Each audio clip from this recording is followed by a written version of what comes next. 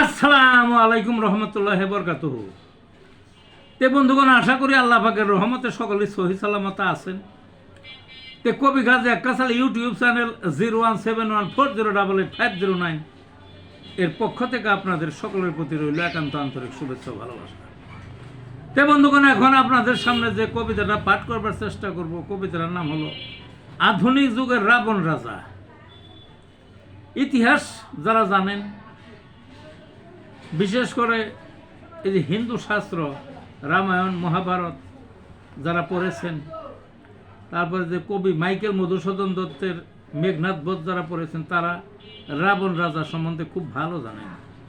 লঙ্কার রাজা ছিলেন তিনি, বর্তমান যে শ্রীলঙ্কা রাজা ছিলেন, এবং ওই বংশটা ছিল রাক্ষসের বংশ। যদিও ওই চরিত্র নাম টাম সব ওই মানুষের, কিন্তু আসলে তারা ছিল রাক্ষস।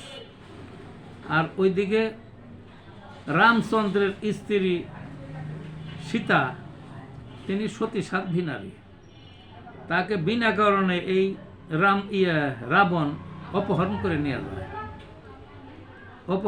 অপহরণ করার পরে যে যুদ্ধটা বাঁধে রামের সাথে রাবণের সাথে, সেই যুদ্ধে রামচন্দ্র তো অত্যন্ত আস্ফালন করছিল, জিতবেই, কিন্তু হেরে যায় চরমভাবে। একে একে হাঁটতে জীবনই শেষ হয়ে যায়।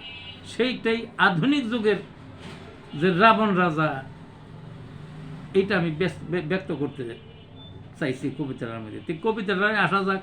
আধুনিক যুগের রাবণ রাজা।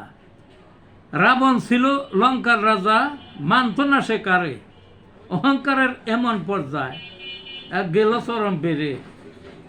সতী সাধ্বী সীতার হরণ, সকল নিয়ম ছেড়ে রামের সাথে যুদ্ধ করে পড়ল ভীষণ ফাঁদে।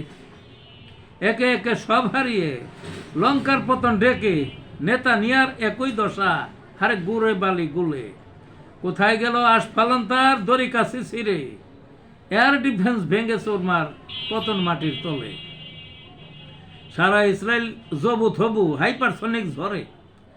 একই সঙ্গে ড্রোনের ঝাঁক, উল্কার মতো ধেয়ে।